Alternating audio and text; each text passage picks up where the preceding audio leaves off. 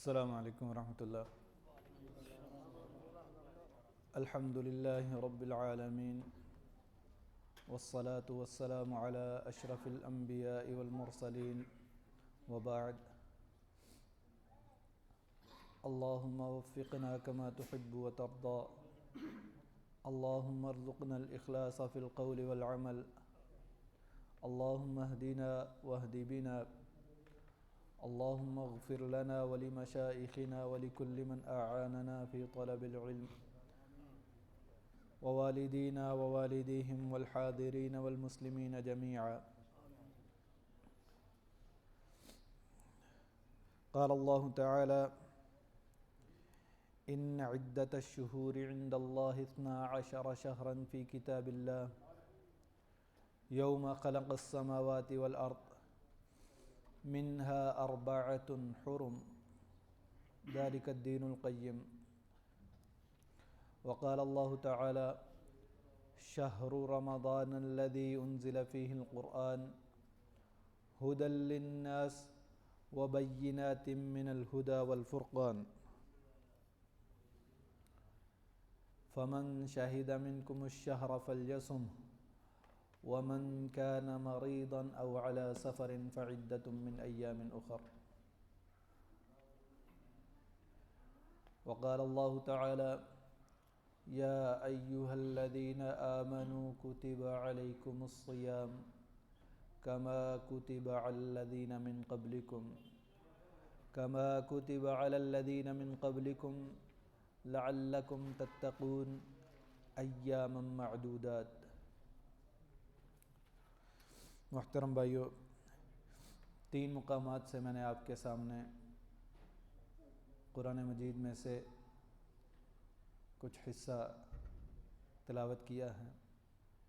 رب تعالیٰ نے فرمایا: ان عدت الشہور عند اللہ 12 شہرا، کہ اللہ کے ہاں مہینوں کی گنتی 12 ہے، جب سے زمین و آسمان کو بنایا ہے، اور ان 12 میں سے 4 حرمت والے ہیں، اور میں اور آپ جانتے ہیں کہ یہ حرمت والے مہینے قمری مہینوں میں ہیں، شمسی مہینوں میں نہیں ہیں۔ تو یہاں پر مراد قمری مہینے ہی ہیں جو رب تعالیٰ نے 12 مہینے بنائے ہیں۔ رب تعالیٰ نے جتنی بھی مخلوقات پیدا کی ہیں ان میں بعضوں کو بعضوں پر فضیلت عطا فرمائی ہے، حتیٰ کہ انسانوں کو پیدا کیا تمام مخلوقات پر فضیلت عطا فرمائی، اور انسانوں میں سے انبیاء کو تمام انسانوں پر فضیلت عطا فرمائی، حتیٰ کہ انبیاء میں بھی بعضوں کو بعضوں پر فضیلت عطا فرمائی۔ اللہ تعالیٰ نے فرمایا: تلک الرسل فضلنا بعضهم علی بعض، یہ اللہ کے رسول ہیں جن میں سے بعض کو بعض پر ہم نے فضیلت بخشی ہے۔ اللہ تعالیٰ نے اسی طرح مہینوں میں سے بعض کو بعض پر فضیلت عطا فرمائی ہے، جیسا کہ 12 مہینے ہیں، ان میں سے 4 حرمت والے، لیکن ان 12 مہینوں میں ایک مہینہ ایسا ہے کہ جس کو رب تعالیٰ نے ان سب پر فضیلت عطا فرمائی ہے، اور وہ مہینہ رمضان کا مہینہ ہے۔ یہ وہ مہینہ ہے کہ جس میں رب تعالیٰ نے فرمایا: شہر رمضان الذی انزل فیہ القرآن، یہ رمضان کا مہینہ وہ مہینہ ہے کہ جس میں رب تعالیٰ نے قرآن مجید کو نازل فرمایا ہے۔ حرمت والے مہینے ان کو بھی فضیلت حاصل ہے، لیکن ان میں کوئی اضافی کام نہیں بتلایا ہے، صرف یہ کہ لڑائی کرنا منع ہے، راستہ روکنا منع ہے، بدلہ لینا منع ہے۔ جو حرم کی طرف لوگ جا رہے ہوں، اگر ان پر کوئی بدلہ بھی ہو ان کے ذمے، تو ان کو راستے میں روک کر لڑائی کرنا حرمت والے مہینوں میں منع ہے۔ لیکن فرضی کام کوئی اضافی نہیں، جبکہ رمضان کے مہینے میں رب تعالیٰ نے روزے فرض کیے۔ رب تعالیٰ نے فرمایا: یا ایہا الذین آمنوا کتب علیکم الصیام، اے ایمان والو تم پر روزے فرض کیے گئے ہیں۔ اب کسی کو کسی چیز کا حکم دینا ہو تو اس کے کچھ اسلوب ہیں۔ اللہ تعالیٰ نے یہاں 5 اسلوب اختیار کیے ہیں اور پانچوں کے پانچوں بہت ہی اچھے ہیں۔ ایک اسلوب یہ ہوتا ہے کہ اس کو مخاطب کو حکم دیا جائے کہ یہ کام تم پر کرنا لازمی ہے، تو رب تعالیٰ نے یہ اسلوب بھی اختیار فرمایا۔ رب تعالیٰ نے فرمایا کتب علیکم الصیام، تم پر روزے فرض کیے گئے۔ ایک اسلوب یہ ہوتا ہے کہ اس کو دلاسا دیا جائے، اس کو حوصلہ دیا جائے کہ یہ ایسا کام نہیں ہے کہ صرف تم ہی کر رہے ہو، بہت سے اور بھی ہیں جو یہ کام کرتے ہیں، تم بھی کر سکتے ہو۔ تو اللہ تعالیٰ نے وہ اسلوب بھی اختیار کیا، جیسا کہ آپ اپنے بچے کو تشجیع دلاتے ہیں کہ بیٹا فلاں اگر بچہ اتنا پڑھ سکتا ہے تو تم بھی پڑھ سکتے ہو۔ تو اللہ تعالیٰ نے یہ اسلوب بھی یہاں پر اختیار کیا، کما کتب علی الذین من قبلکم، جیسا کہ ان لوگوں پر فرض کیے گئے جو تم سے پہلے تھے۔ اور کسی چیز کا حکم دینے میں ایک اسلوب یہ بھی ہوتا ہے کہ اس کو اس کا فائدہ بتلایا جائے۔ تو رب تعالیٰ نے یہاں وہ اسلوب بھی اختیار کیا کہ اس کا فائدہ بھی بتلا دیا کہ یہ تم پر فرض بھی کیے گئے ہیں، اور صرف تم پر ہی نہیں پہلے لوگوں پر بھی فرض ہوتے رہے ہیں، لعلکم تتقون، تاکہ تم تقوی اختیار کر لو۔ تو رب تعالیٰ نے یہاں پر اس کا فائدہ بھی بتلا دیا، اور یہ فائدہ لعلکم تتقون یہ بہت بڑا فائدہ ہے، کیونکہ آپ ہر نماز میں پڑھتے ہیں ایاک نعبد و ایاک نستعین اہدنا الصراط المستقیم، اے رب ہم تیری ہی عبادت کرتے ہیں، تجھ سے ہی مدد چاہتے ہیں، ہمیں ہدایت کا رستہ نصیب فرما، ہمیں ہدایت عطا فرما۔ پہلے صفحے میں آپ نے پڑھا اہدنا الصراط المستقیم، اگلے صفحے پر نظر کرتے ہیں تو رب تعالیٰ فرماتے ہیں ذالک الکتاب لا ریب فیہ ھدی، یہ وہ کتاب ہے جس میں کوئی شک نہیں، یہ ہدایت کی کتاب ہے۔ آپ نے ہدایت مانگی، اگلے صفحے پر ہی رب تعالیٰ نے بتلا دیا کہ یہ وہ کتاب ہے، ہدایت کی کتاب۔ لیکن یہ ہدایت پائے گا کون؟ یہ ہدایت ہے کس کے لیے؟ اس سے پہلے جو میں نے آیت پڑھی اس میں تو آپ نے سنا کہ رب تعالیٰ نے فرمایا شہر رمضان الذی انزل فیہ القرآن ھدی للناس، یہ رمضان کا وہ مہینہ ہے کہ جس میں قرآن مجید نازل فرمایا گیا جو کہ تمام لوگوں کے لیے ہدایت ہے۔ لیکن یہاں جب ہم پڑھتے ہیں تو رب تعالیٰ فرماتے ہیں ذالک الکتاب لا ریب فیہ ھدی للمتقین، یہ وہ کتاب ہے کہ جس میں کوئی شک نہیں، یہ سراسر ہدایت ہے للمتقین، متقیوں کے لیے جو تقوی اختیار کرنے والے ہیں۔ وہاں پر فرمایا تھا ھدی للناس کہ تمام لوگوں کے لیے۔ تو یہاں فرق ہے، ہدایت 2 طرح کی ہے، ایک ہدایت بمعنی رہنمائی ہے اور ایک ہدایت بمعنی توفیق ہے۔ جو رہنمائی ہے وہ سبھی کے لیے ہے، راستہ دکھلا دینا آپ کے اختیار میں ہے، راستے کا بتلا دینا آپ کے اختیار میں ہے، لیکن توفیق دینا آپ کے اختیار میں نہیں ہے۔ جیسا کہ نبی کریم صلی اللہ علیہ وسلم سے رب تعالیٰ نے فرمایا وَإِنَّكَ لَتَهْدِي إِلَى صِرَاطٍ مُسْتَقِيمٍ، آپ تو سیدھے راستے کی طرف رہنمائی کرتے ہیں، لَتَهْدِي، لیکن دوسرے مقام پر فرمایا کہ آپ اس کو ہدایت نہیں دے سکتے، لَا تَهْدِي مَنْ أَحْبَبْتَ، آپ اس کو ہدایت نہیں دے سکتے جس سے آپ محبت کرتے ہیں۔ یہاں کون سی ہدایت مراد ہے؟ جو توفیق ہے، یعنی راستہ تو آپ سب کو بتلاتے ہیں، کسی سے چھپاتے نہیں ہیں، لیکن توفیق آپ کے اختیار میں نہیں ہے، توفیق رب تعالیٰ کے اختیار میں ہے۔ قرآن مجید میں سیدھا راستہ ہر کسی کے لیے ہے، کوئی بھی اس کو پڑھ کے سیدھے راستے کو معلوم کر سکتا ہے، لیکن توفیق کس کو ملے گی؟ للمتقین، تقوی اختیار کرنے والوں کو۔ اور تقوی کیسے آئے گا؟ لعلکم تتقون، عمل کرنے پڑیں گے، روزے رکھنے پڑے۔ ان اعمال میں سے ایک عمل روزے رکھنا ہے کہ رب تعالیٰ نے فرمایا تم پر روزے فرض کیے گئے ہیں لعلکم تتقون، تاکہ تم تقوی اختیار کرو۔ اور کسی چیز کا حکم دینے کا ایک اسلوب یہ بھی ہوتا ہے کہ اس کو دلاسا دیا جائے کہ یہ کوئی مشکل کام تھوڑی ہے، یہ کوئی بہت بڑا کام تھوڑی ہے، یہ تو بہت آسان کام ہے۔ تو رب تعالیٰ نے یہاں پر دلاسا بھی دیا ایاما معدودات، گنتی کے چند ہی تو دن ہیں، گنتی کے چند دن ہیں، کوئی پورا سال تو تھوڑے ہی روزے رکھنے ہیں، گنتی کے چند دن روزے رکھنے ہیں۔ تو یہ رمضان کا مہینہ جس میں رب تعالیٰ نے روزے فرض کیے ہیں، اور آپ جانتے ہیں کہ رب تعالیٰ، نبی کریم صلی اللہ علیہ وسلم کا ارشاد ہے کما قال صلی اللہ علیہ وسلم کہ رب تعالیٰ کا قرب سب سے زیادہ فرض ان چیزوں سے حاصل کیا جا سکتا ہے جن کو رب تعالیٰ نے فرض کیا، اور نفلی عبادتیں تب ہی فائدہ دیتی ہیں جب فرضی عبادتیں پوری ہوں۔ اگر فرضی عبادتوں میں کوتاہی ہو تو ان کی کوتاہی نفلی عبادتوں سے پہلے پوری کی جائے گی، بعد میں نفل گنے جائیں گے۔ یعنی فرضی نمازوں میں اگر کوتاہی ہوگی تو نفلی عبادتوں سے پہلے وہ کوتاہی کو کور کیا جائے، بعد میں نفلی کا اضافی ثواب ملے گا۔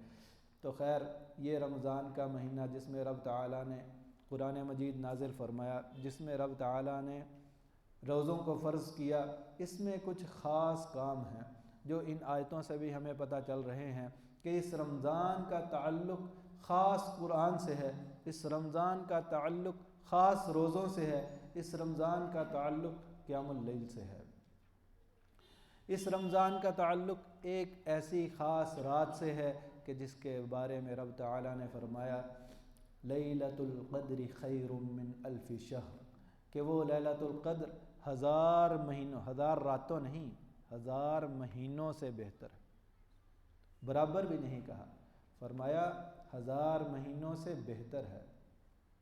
تو یہ رات اسی مہینے میں ہے۔ تو اب اس رمضان میں، اس مہینے میں ہم نے کرنے کیا کام ہیں؟ ہماری نیتیں تو بہت اعلیٰ ہیں، ہمارے ارادے تو بہت بلند ہیں، لیکن ان کو پانے کا طریقہ کیا ہے کہ ہم اس کے لیے پہلے سے تیاری کریں۔ تیاری کیا ہے کہ ہم اپنا پہلے سے شیڈول بنائیں کہ ہم اس رمضان کو کیسے گزاریں گے، کیا اپنے کاروبار ہی کو ترقی دیں گے یا کہ اپنے ایمان اور تقوی کو بھی بلند کریں گے۔ ہم رمضان میں قرآن کی روٹین وہی رکھیں گے جو سارا سال تھی یا اس میں کچھ فرق آئے گا؟ ہم قیام اللیل میں کتنا وقت دیں گے، اور کتنے صحابہ کرام 3 دن میں قرآن پاک مکمل کیا کرتے تھے، ہم اس رمضان میں کتنی دفعہ قرآن پاک کو مکمل کریں گے؟ 3 دن میں، 7 دن میں، 10 دن میں؟ تو یہ میں نے اور آپ نے پہلے سے لکھ لیں، لکھ نہیں سکتے تو پختہ ارادہ کر لیں کہ یہ کام کرنے ہیں، لیکن یہ کام ان میں سے کون کون سے کام ہیں؟ ایک تو یہ کہ جیسا کہ رب تعالیٰ نے فرمایا کہ اس مہینے میں قرآن مجید کو نازل فرمایا گیا، تو اس مہینے میں قرآن مجید کو کثرت سے پڑھنا ہے۔ نبی کریم صلی اللہ علیہ وسلم کے بارے میں صحابی کہتے ہیں کہ نبی کریم صلی اللہ علیہ وسلم بہت سخی تھے، اور آپ صلی اللہ علیہ وسلم کی سخاوت رمضان میں بہت زیادہ ہو جاتی تھی، اور رمضان میں ان دنوں میں اس سے بھی زیادہ بڑھ جاتی تھی جب نبی کریم صلی اللہ علیہ وسلم رمضان میں جبرائیل امین کے ساتھ دور کیا کرتے تھے۔ تو رمضان میں قرآن پاک کو خود بھی پڑھیں اور دور بھی کریں، یہ بھی نبی کریم صلی اللہ علیہ وسلم کا طریقہ۔ تو قرآن مجید کی تلاوت کثرت سے کرنی ہے، اس کے لیے توفیق چاہیے ہے، اور توفیق کیسے ملے گی؟ کہ رب تعالیٰ سے ابھی سے مانگنا شروع کر دیں، اذکار کی کثرت کر دیں۔ توفیق میں مانے کیا چیز ہے؟ ہمارے گناہ ہیں، ہمارے گناہ ہمیں توفیق سے دور کرتے ہیں، تو اس کے لیے ہم رب تعالیٰ سے استغفار کی کثرت کر دیں۔ توفیق میں مانے کیا چیز ہے؟ دعاؤں کی کمی ہے، ہم رب تعالیٰ سے مانگتے نہیں ہیں، اس کے لیے ہم رب تعالیٰ سے دعاؤں کی کثرت کر دیں۔ توفیق میں مانے کیا چیز ہے؟ کہ رب تعالیٰ کے اذکار کی کمی ہے، ایک رب تعالیٰ کا ذکر ہے لا حول ولا قوت الا باللہ، یہ توفیق کو بہت بڑھانے میں کارآمد رہتا ہے۔ اس کی کثرت کریں۔ تو رب تعالیٰ مجھے اور آپ کو توفیق عطا فرمائیں گے کہ ہم اس مہینے میں کثرت سے قرآن مجید کی تلاوت کر سکیں۔ دوسرے نمبر پہ رمضان کے روزے ہیں، یہ رب تعالیٰ نے فرض کیے ہیں۔ ایک صحابی سے پوچھا گیا کہ آپ رمضان کا استقبال کیسے کیا کرتے تھے؟ کہنے لگے ہم میں سے کوئی اتنی جرت نہیں رکھتا تھا کہ رمضان کا استقبال کرے اس حالت میں کہ اس کے دل میں کسی کے خلاف کوئی کینہ ہو۔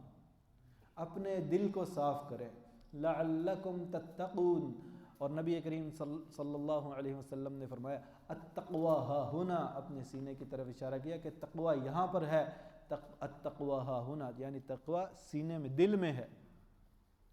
تو اپنے دل کو پاک کریں، کیونکہ دل اگر پاک نہیں ہوگا تو اس میں جو بھی آپ ڈالتے جائیں وہ پاک نہیں رہے گا۔ کہ ایسی مثال ہے جیسے کہ ایک برتن کی، اگر برتن صاف ستھرا اور پاک ہوگا، جب آپ اس میں کوئی چیز ڈالیں گے تو وہ پاک ہی اور صاف ہی نظر آئے گی، لیکن اگر برتن ناپاک اور گندا ہوگا تو آپ اس میں صاف ستھرا دودھ بھی ڈالیں گے، پانی بھی ڈالیں گے تو وہ گندا ہو جائے گا۔ تو اس برتن کو پہلے صاف کریں، اس برتن کی صفائی کریں، اس برتن میں سے کینہ ختم کریں، اس برتن میں سے بغض ختم کریں، حسد ختم کریں۔ ان چیزوں کو ختم کرنے کے لیے ہم اپنے اپنے اعمال کا جائزہ لیں کہ ہم رب تعالیٰ سے کتنی دعائیں مانگتے ہیں، کتنے اذکار کرتے ہیں اور دوسروں کے کتنے خیر خواہ ہیں۔ اور حسد اور کینہ ختم کرنے کا ایک بہترین نسخہ آپ کو بتلاتا ہوں کہ دعا جب آپ کریں تو اپنے بھائی کے لیے دعا کریں۔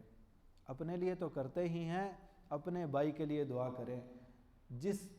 جو بھی آپ کا مسلمان بھائی ہے، حقیقی بھائی ہے، محلے دار ہے، رشتہ دار ہے، کوئی بھی ہے، اس کے لیے دعا کریں تو آپ کے دل سے بغض اور کینہ تو ختم ہوگا ہی، اور فرشتہ رب تعالیٰ کی طرف سے مقرر ہوگا جو کہے گا کہ یا رب اس کو بھی اسی طرح عطا فرما۔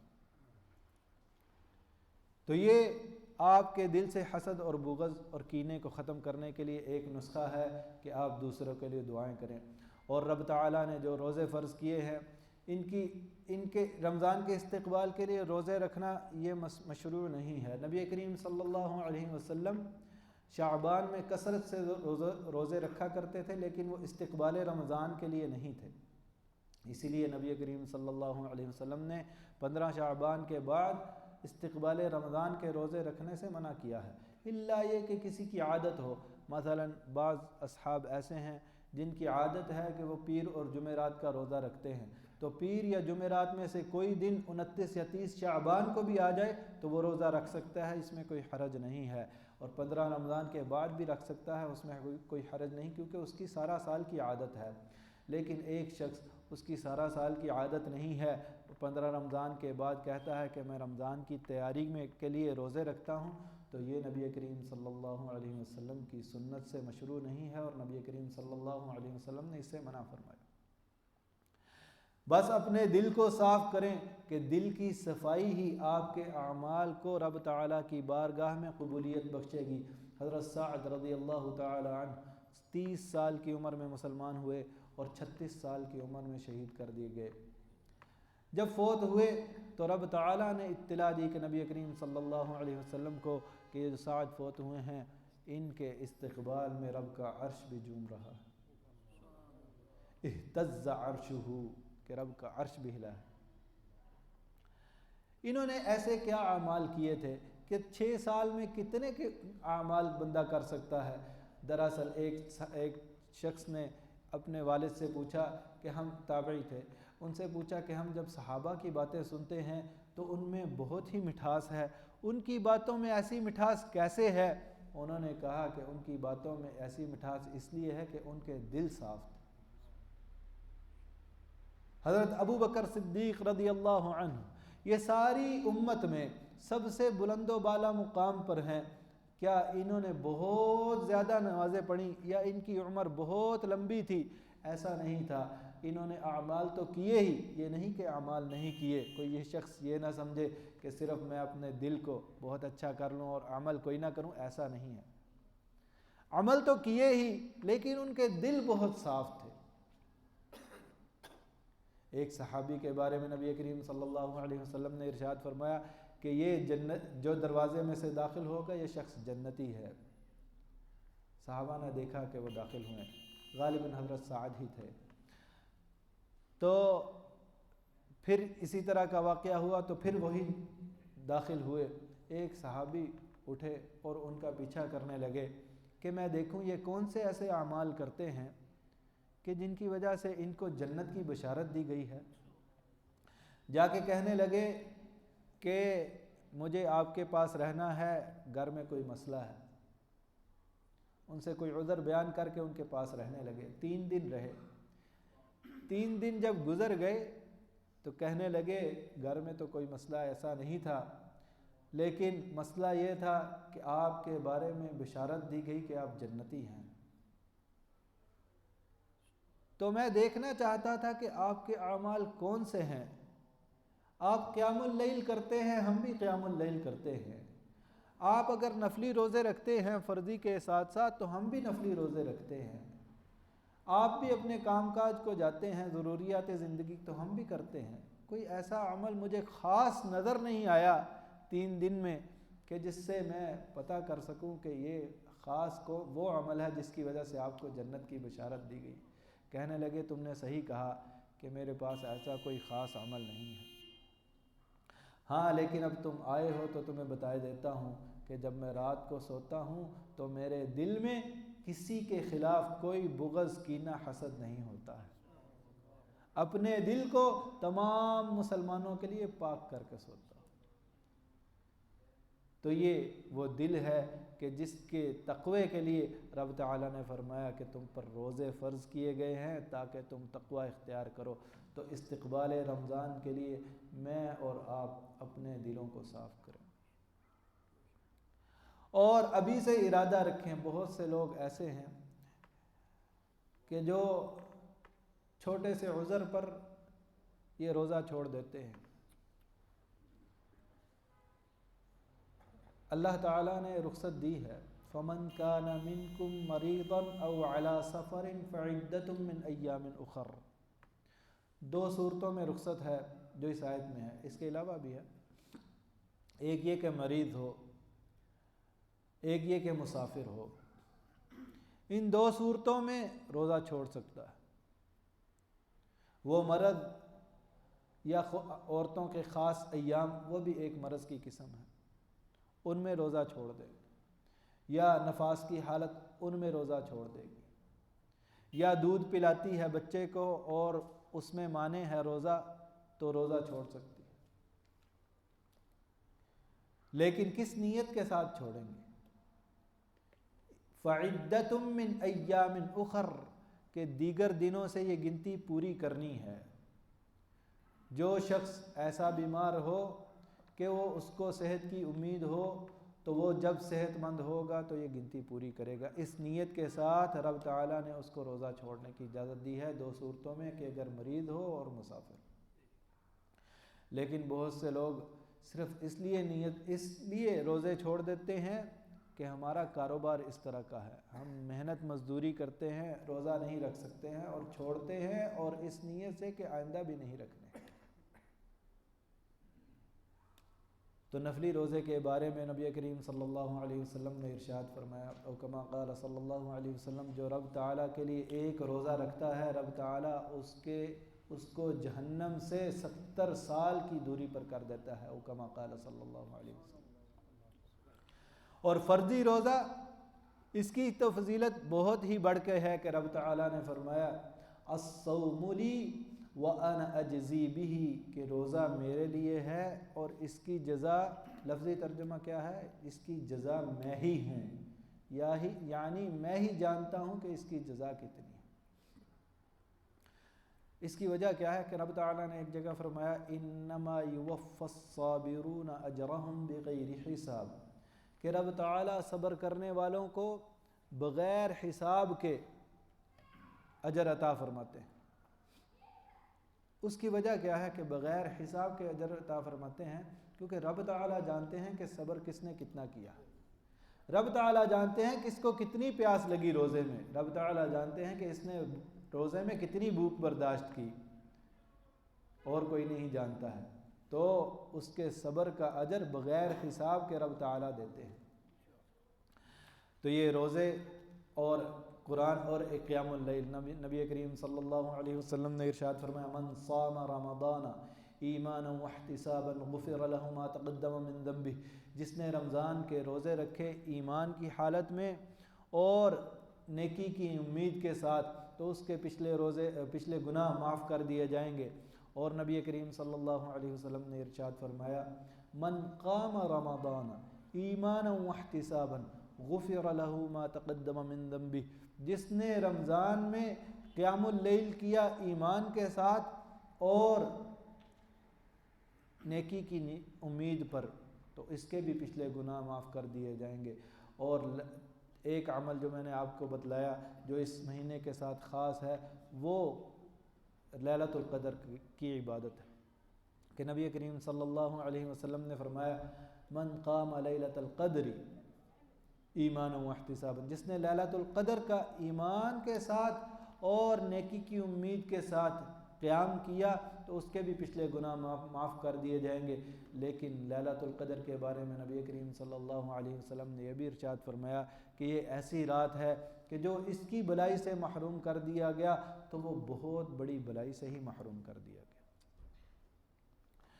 امام ابن قیم رحمہ اللہ یہ فرماتے ہیں کہ یہ رات اس مہینے میں ایک رات ہے، اگر یہ سال میں ایک رات ہوتی تو میں پورے سال کی عبادت کرتا۔ تو اس مہینے کے آخری 10 دنوں میں یہ رات ہے، اور ان آخری 10 دنوں میں سے بھی صرف طاق راتوں میں نبی کریم صلی اللہ علیہ وسلم نے فرمایا کہ طاق راتوں میں اس رات کو تلاش کرو۔ تو نبی کریم صلی اللہ علیہ وسلم کا اپنا معمول کیا تھا کہ وہ آخری 10 راتوں میں عبادت بہت زیادہ کرتے، حتیٰ کہ خود بھی عبادت کرتے، اپنے گھر والوں کو بھی جگاتے کہ تم نے بھی عبادت کرنی ہے۔ تو پہلے سے ہی اپنا شیڈول بنا لیں کہ اگر کسی کو ملنا ملانا ہے، کسی کو عید دینے جانا ہے، کوئی کپڑے لینے ہیں، شاپنگ کرنی ہے، تو وہ اس مہینے سے پہلے خاصتاً آخری عشرے سے پہلے مکمل کر لیں، تاکہ میں اور آپ اس مہینے سے، اس لیلۃ القدر سے، اس آخری عشرے سے بھرپور فائدہ اٹھا سکیں۔ اللہ تعالیٰ سے دعا ہے کہ اللہ تعالیٰ جو حق بات کہی ہے اس کو سمجھنے اور اسی کے مطابق عمل کرنے کی توفیق عطا فرمائے، اور مجھے اور آپ کو اس مہینے کی برکتوں اور فضیلتوں کو بھرپور انداز سے سمیٹنے کی توفیق عطا فرمائے۔ وآخر دعوانا الحمدللہ رب العالمین۔